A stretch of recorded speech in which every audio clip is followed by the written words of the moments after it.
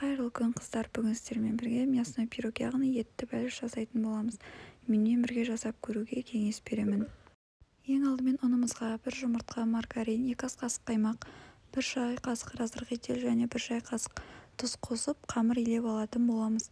Барлығының толық мөлшерін описанияға жазып кететін боламын. Қамырымыз дайын болғаннан кейін осылай теңге 2 бөлікке бөліп тұндырып алатын боламыз. Қамырымыздың аша салмасын дайындап алайық.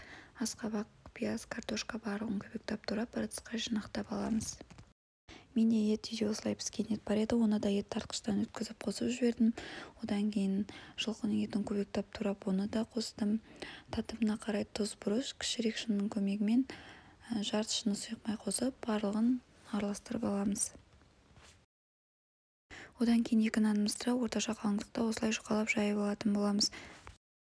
Пешіміздің табағын алып, бірінші нанымызды орналастырамыз. Одан кейін ортасына салмасын салып, дәл солай видеода көрсетілгендей етіп, екінші нанды бетіне қойып, бір-біріне жабыстырып алатын боламыз. Видеода көрсетілгендей нанымыздың шетін өріп, бетіне жұмыртқа жағып, күнжіт сеуіп, қамырымыздың ортасын тесіп, қызып тұрған пеште 180 градуста 30-35 минут бойы пісіріп алатын боламыз. Міне осылай әдемі болып пісіп шықты, қамыры жұмсақ болып шығады.